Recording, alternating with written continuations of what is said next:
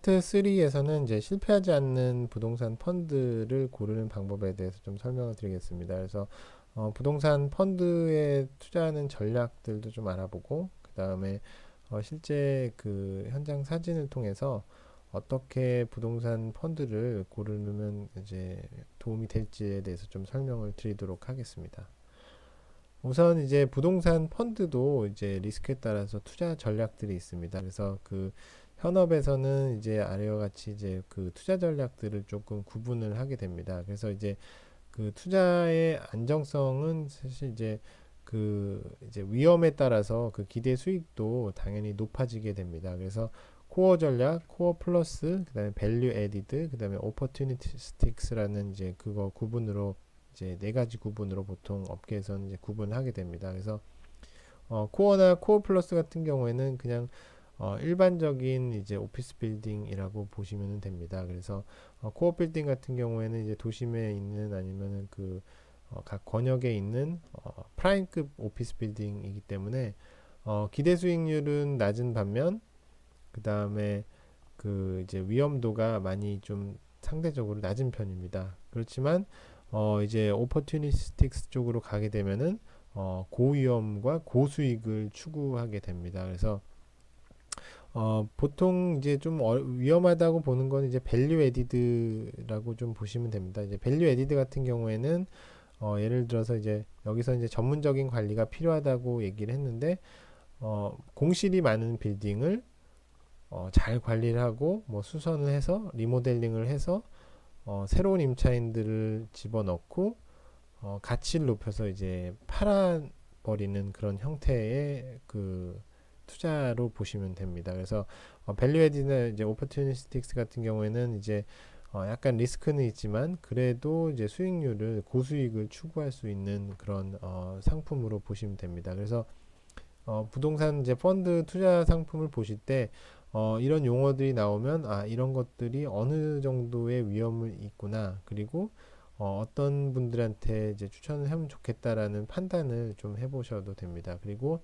여기서 아까도 설명드린 것처럼 이제 부동산 투자에는 이제 레버리지가 있습니다. 그래서 자기 자본이 아닌 이제 대출을 통해서 이제 투자 수익률을 높이려는 전략들을 구사를 하기 때문에 이런 레버리지 비율을 통해서도 이 투자 전략이 어떤 투자 전략이고 리스크가 어느 정도 있다라는 것들을 좀 판단을 해볼 수 있습니다. 그래서 부동산 투자자의 성향에 맞는 부동산 투자 상품들도 이런 기준으로 이제 선택을 해주시면 좋을 것 같습니다. 그래서 이제 다음으로는 이제 글로벌 투자자가 보는 이제 부동산 이제 투자 리스크입니다. 요거는 이제 그 PGIM 리얼 에스테이트 자료를 좀 가져왔는데요. 이쪽 프루덴셜 쪽 그 보험 계열의 이제 부동산 투자 회사에서 정리한 그 부동산 투자 리스크입니다. 그래서 아까 말씀드린 것처럼 이제 뭐 코어 플러스 뭐 그다음에 뭐 그런 것들 밸류 에디드 뭐 그런 것들 기준으로 이제 만들어 놨습니다. 그래서 맨 왼쪽 부분이 이제 리스크가 가장 낮은 거고요. 그다음에 오픈 엔드 펀드하고 이제 클로즈 엔드 펀드가 있는데 이거는 이제 환매가 가능한지 여부에 따라서 이제 구분을 해 놓은 겁니다. 이제 오픈 엔드는 이제 환매가 가능한 거고 이제 클로즈 엔드는 환매가 불가능한 펀드입니다. 그래서 여기에 보면 이제 아시아 코어라는 부분이 있습니다. 아시아 코어 자산 같은 경우에는 거의 이제 중간 정도의 위험을 갖고 있는 것입니다. 그래서 우리나라의 이제 아시아 쪽에 투자를 하는 부동산 펀드들, 이제 외국계 투자 펀드들이 우리나라의 이제 부동산을 어느 정도 수준의 위험으로 보고 있는지 잘 살펴볼 수 있는 이제 그림입니다. 그리고 여기 또 하나 보시면 이제 아시아 밸류 애드도 이 정도의 위험 수준에 있습니다. 그래서 우리나라 이제 부동산 펀드 자체가 그 투자하는 상품들이 대부분 이제 우량한 오피스 빌딩이기 때문에 리스크가 그렇게 크지 않다고, 그러니까 외국계 투자사가 바라보는 국내 시장의 위험 수준을 이 차트를 통해서 좀 살펴볼 수가 있습니다. 그래서 리스크가 낮은 거는 이제 당연히 이제 뭐 미국의 그 코어 자산들이고, 그 다음에 영국의 이제 그라운드 리즈가 이제 그 가장 낮은 리스크 범위에 들어가 있고, 그래서 이제 우리나라는 이 정도 수준의 뭐 중간 정도의 리스크를 보고 있다라고 판단을 해보시면 될 것 같습니다.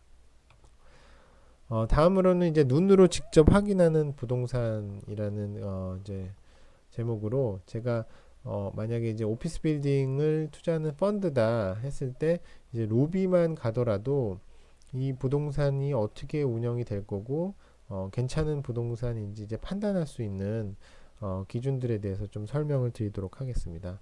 이 첫 번째로는 이제 로비 데스크입니다. 이제 로비 데스크가 있는 빌딩들도 있고 없는 빌딩들도 있습니다. 그렇지만 이제 보통 대형 빌딩들에는 이제 오피스 빌딩에는 이제 안내 팀들이 있습니다. 그래서 만약에 예를 들어서 이제 그런 걸 확인해 보러 가려면 방문객 형태로 안내 데스크에 가서 그 안내 팀들이 어떤 안내를 하고 그 다음에 대응을 어떻게 해주는지를 좀 살펴보면 그 빌딩의 운영이 어떻게 되고 있는지 좀 잘 살펴볼 수가 있습니다. 그래서 안내 데스크를 보게 되면은 그 빌딩의 서비스 기준을 어느 정도 좀 파악을 해줄 수가 있습니다. 그래서 방문객이 왔을 때 임차인들한테 어떤 수준까지 안내를 하는지 그리고 뭐 출입 관계에 대한 설명들은 어떻게 하는지를 살펴보면 빌딩 운영에 대한 전반적인 그 분위기를 좀 살펴볼 수가 있습니다. 어떤 빌딩 같은 경우에는 그냥 안내하시는 분들이 그냥 서 있고 물어봤을 때 뭐 큰 정보를 제공하지 못하는 분들도 계시지만 좋은 빌딩이나 이제 프라임급 빌딩 운영이 잘 되는 빌딩에 대해서는 그분들이 설명하는 멘트들이나 이런 거를 들어보면 빌딩에 대해서 많이 알고 있구나 아니면 관리에 대한 부분이 좀 수준이 높구나를 좀 비교적 판단을 해볼 수가 있습니다.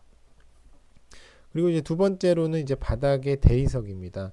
이제 바닥 대리석 같은 경우에는 이제 뭐 깨끗이 관리가 잘 되고 있는지 뭐 광이나 뭐 유는 잘 나고 있는지 그런 것들을 살펴보게 되면은 이 빌딩의 미화 수준을 알아볼 수가 있습니다. 이제 보통 이제 바닥 대리석하고 1층에 있는 이제 화장실을 가보게 되면은 그 오피스 빌딩의 관리가 뭐 특히 이제 미화 부분이죠.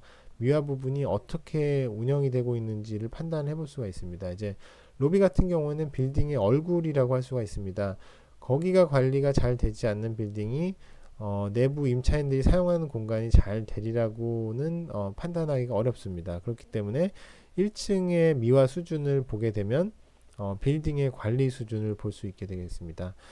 이렇게 미화 부분에 대해서 이제 저희가 뭐 계속 강조해서 말씀드리는 이유 중에 하나는 임차인들이 오피스 빌딩에 거주하는 그러니까 들어와서 있는 이유는 좋은 환경을 원하기 때문입니다. 그래서 가장 임차인과 직접적으로 이제 대해지는 게 이제 미화 서비스 부분인데 그런 서비스가 제대로 공급이 되지 않는다고 하면은 임차인의 만족도는 증가될 수가 없습니다. 그러면 자연스럽게 임차인의 만족도가 떨어지게 되면 그 빌딩은 뭐 재계약이 되기도 어렵고 신규 계약이 제대로 될 수 있을 가능성이 낮아집니다. 그렇기 때문에 바닥 대리석을 보고 빌딩의 그런 기준들을 운영 상태나 기준들을 살펴보시면 될 것 같습니다. 그리고 이제 세 번째로는 임차인의 현황입니다. 보통 오피스 빌딩 1층에 가면은 이제 임차인 현황판, 뭐 디렉토리, 뭐 그런 것들이 설치가 돼 있어서 몇 층에는 어떤 임차인이 있고, 누가 이제 어느 정도 층을 사용하고 있는지 이제 대략 확인을 해볼 수가 있습니다. 이제 뒤 그림에서도 설명할 수 있을 텐데요. 이 임차인들의 이름 정도를 봐서 내가 어느 정도 아는 임차인들이 있구나. 이런 것들을 판단해 보면 그 임차인들이 어떤 구성을 되어 있고 우량한 임차인이 들어와 있는지 여부를 쉽게 판단을 할 수가 있습니다. 그래서 과거 같은 경우에는 이 임차인 현황을 보통 이제 가려놓는 경우도 있었지만 최근에는 이제 외부 방문객들도 있기 때문에 1층 로비에는 이런 임차인 현황판을 놓는 경우가 많습니다. 그래서 임차인 현황을 가지고 이 빌딩의 우량 여부를 좀 판단을 해볼 수가 있습니다. 그리고 이거 다음으로는 이제 스피드 게이트입니다. 그래서 스피드 게이트는 빌딩의 보안에 대한 그 설명을 해주는 그 장비 중에 하나입니다. 어떤 빌딩에 가보면 이제 스피드 게이트가 없는 경우가 있습니다. 이제 스피드 게이트가 있고 없고에 따라서 외부 방문객이 들어올 때의 보안에 대한 것들이 굉장히 중요하게 여겨집니다. 출입 카드를 받아서 이제 들어가야 되는 것 자체가 일단 그 이 빌딩에는 누구나 들어올 수 없다라는 일단은 안정성을 주게 됩니다. 이게 왜 중요하냐면은 임차인들 이제 대형 임차인들 중에서는 외부 방문객들을 좀 통제를 해주셨으면 하는 임차인들이 의외로 많습니다. 뭐 예를 들어서 뭐 이제 강성 노조가 있다든지 아니면 민원이 자주 발생하는 임차인이라든지 뭐 그런 경우는 이제 뭐 보험사들이 있을 수가 있고요. 그 다음에 뭐 예를 들어서 이제 제조회사 같은 경우에 뭐 그런 컴플레인들이 들어오는 경우가 많습니다. 그런 경우에 이제 스피드 게이트가 있고 없음으로 인해서 그 통제 여부가 굉장히 많이 달라지는데요. 그런 그 이제 보안 수준에 따라서 임차인들이 빌딩을 선택하는 경우도 상당히 많이 있습니다. 이렇게 보안 수준이 높은 경우에는 어떤 도움이 되냐면 실질적으로 임차인한테는 비용을 절감하는 그 방법이 될 수 있습니다.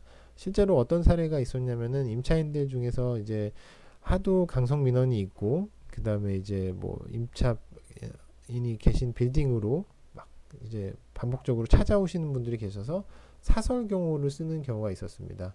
그렇지만 이렇게 스피드 게이트가 있는 경우에는 게다가 이제 1층 내부에 이제 보안 팀이 근무를 하고 있는 오피스 빌딩에서는 이제 그런 비용들이 추가 비용들이 발생을 안 하기 때문에 그런 것들이 임차인에게는 이제 비용 절감의 효과로 이어지게 되고 결국은 이제 빌딩을 선택하는 선택 기준이 되게 됩니다.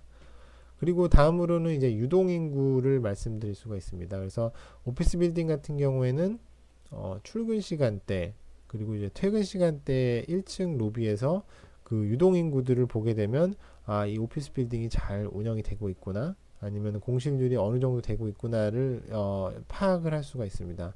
그리고 이 유동인구가 굉장히 중요한 이유 중에 하나는 보통 이제 대형 오피스 빌딩 같은 경우는 밑에 지하 상가 아케이드가 있습니다. 1층이나 지하에 그런 리테일 상가들이 있는데 위에서 상주하는 인구가 많아야 그 리테일이나 상가들도 영업이 잘 되기 때문에 그런 그 이제 유동인구가 많게 되면 그런 효과들을 많이 볼 수가 있게 됩니다. 이제 그 업무를 하다가 내려와서 그분들이 로 인해 발생하는 매출들도 상당 부분 크기 때문에 그런 것들이 잘 운영이 되려면 빌딩의 유동인구들도 상당히 많아야 됩니다. 그래서 이렇게 이제 오피스 빌딩의 로비를 보게 되면은 그 부동산에 대한 전반적인 현황을 대략적으로 파악을 할 수가 있습니다. 그래서 이제 부동산 펀드를 만약에 이제 투자 검토를 하게 된다 그러면은 실제로 그 빌딩에 가봐서 이제 그 현황들을 살펴볼 때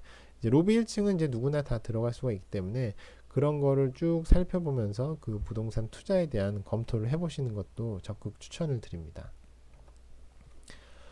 이제 두 번째는 이제 그 빌딩에 대한 직접 눈으로 확인하는 부동산 이제 두 번째인데요.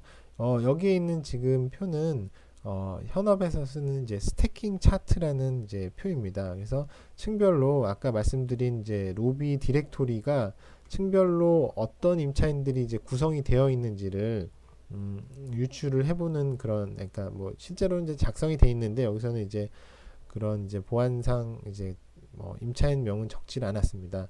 그렇지만 어떻게 이렇게 구분되어 있는지를 이제 비교를 하기 위해서 좀 설명차 지금 차트를 만들어 봤습니다. 그래서 그 왼쪽에 있는 빌딩과 이제 오른쪽에 있는 빌딩은 제가 이제 각각 매니저로서 이제 근무를 했던 빌딩의 그 차트입니다. 그래서 왼쪽에 있는 빌딩보다는 이제 오른쪽에 있는 빌딩이 이제 세개층이 적은데 거의 형태는 임대 구조나 건물의 구조는 비슷한 거의 쌍둥이 빌딩이라고 보시면 됩니다. 그래서 왼쪽에 있는 빌딩에 보면은 이렇게 크게 쓰는 임차인들이 많습니다. 이제 앵커 테넌트라고 소위 하는데 뭐 2개층, 그 다음에 여기 뭐 5개층, 그리고 뭐 거의 8층에 가까운 그 층을 한 임차인들이 이제 통으로 임차를 한 경우고, 반대적으로 이쪽에 보게 되면은 뭐 여기도 뭐 앵커 테넌트가 이렇게 있습니다만은 위에 보면은 이제 좀 두부 잘리듯이 잘게 잘라진 경우를 볼 수가 있습니다. 이 두 가지 빌딩을 보게 되면은 여러 가지 상황들을 좀 짐작을 해볼 수가 있습니다. 왼쪽에 있는 빌딩 같은 경우는 이제 앵커 테넌트들이 들어와서 한꺼번에 임차를 했기 때문에 부동산 시장이 좋았을 때에 임대가 된 빌딩이라고 보시면 되고요.